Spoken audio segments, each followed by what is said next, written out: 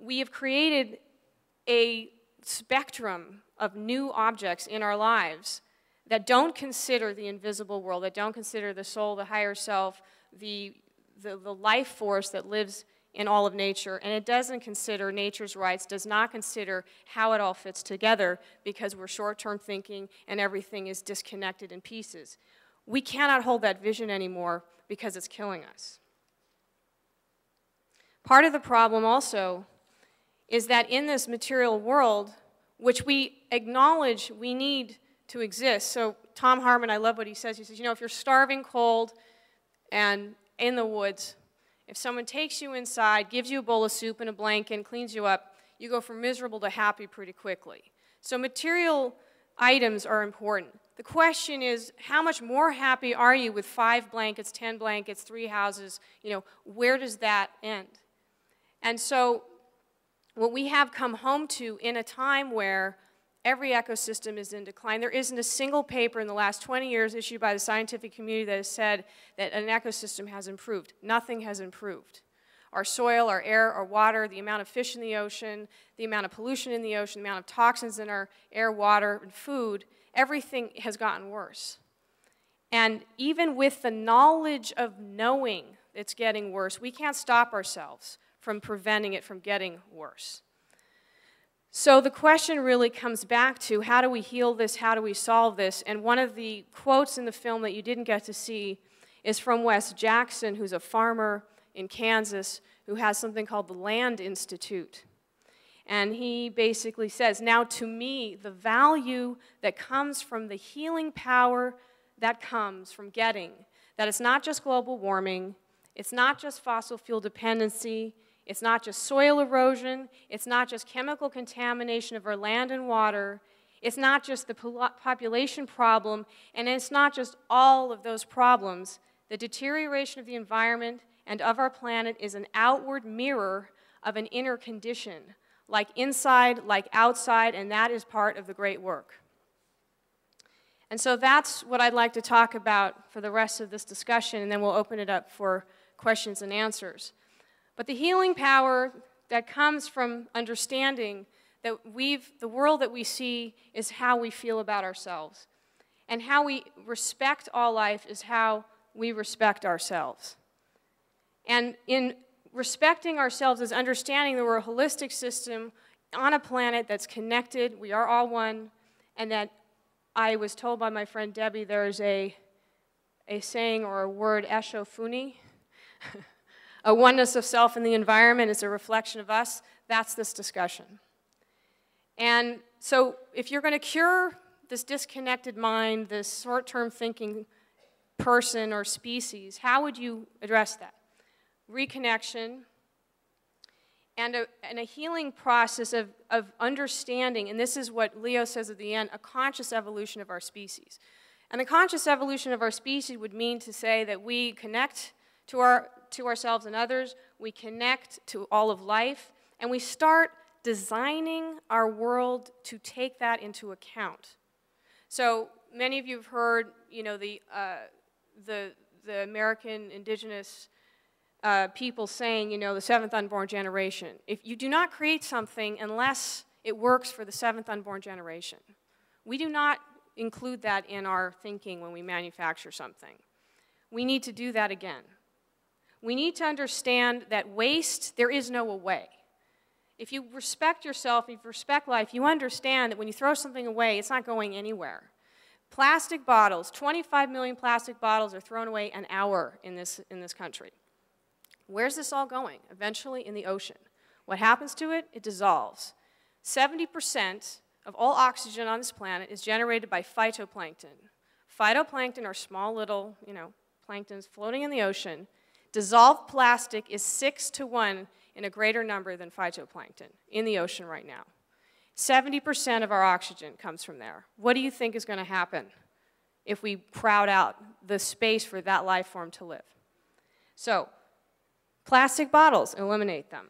Understand that if you understand that waste is there's no away, then you start on looking at nature and the way Janine Benyus says, you know, nature's been around for 4 billion years and it learns how to live here. Well, what does nature do with things it doesn't you know, doesn't need? Well, someone else eats it, essentially. John Todd, who's done an incredible thing called a water machine. Here's the exciting things that are happening. You start looking at nature, you say, okay, you have waste, like a chemical plant is giving off waste, or in this case, he did something with a chocolate factory that had all this waste. And he said, well, what eats the first thing that comes out of this factory? I don't know what it was specifically.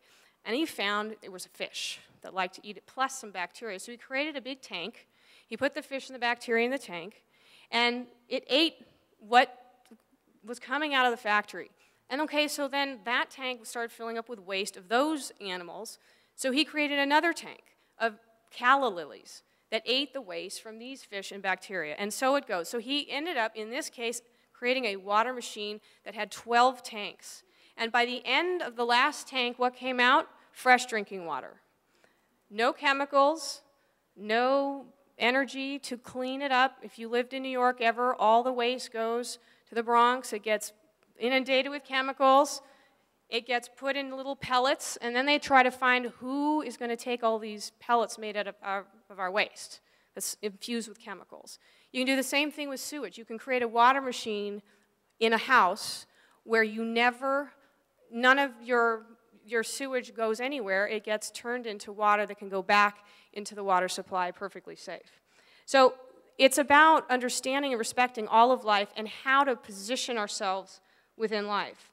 One of my favorite things that I've learned was biomimicry. I think, honestly, what gave me hope in all of this was biomimicry, because it is so fun. It's what she called a game changer.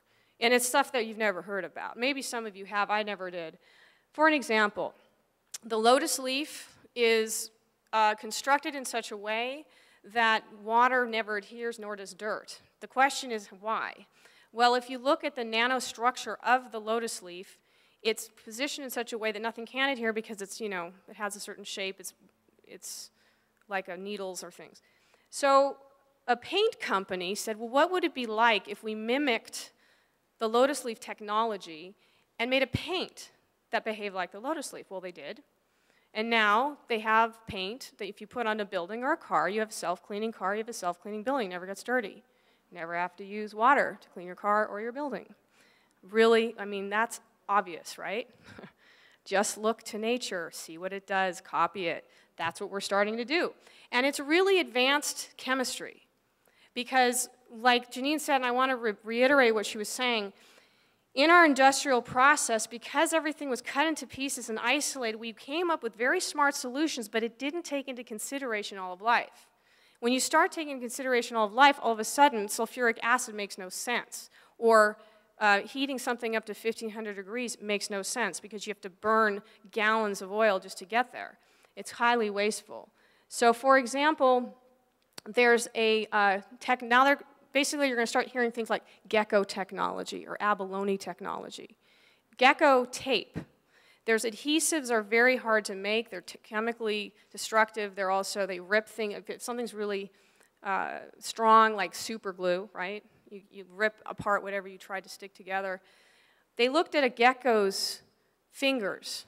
And it's fascinating. It's not even, when they looked at it, the gecko's fingers, it's not even the shape. It's literally at the quantum level that the gecko is playing with the energies of electrons and photons and can actually stick upside down because of the weak forces in the quantum level of reality. Okay? Okay, shocking, right? They've actually made a Spider-Man suit where a person can be like Spider-Man and crawl all over the place because they're dealing with the weak forces, the quantum level, because of the way they structured the materials of the suit. Okay? So, it's kind of exciting. The last thing I'll tell you is about abalones, and I don't even totally understand this, but I really believe these people, is that the abalone, the muscle of the abalone, when interacting with the salt water, makes the shell. It's literally the interaction between the chemicals on the skin and the shell. So, excuse me, the salt water on the muscle creates these layers.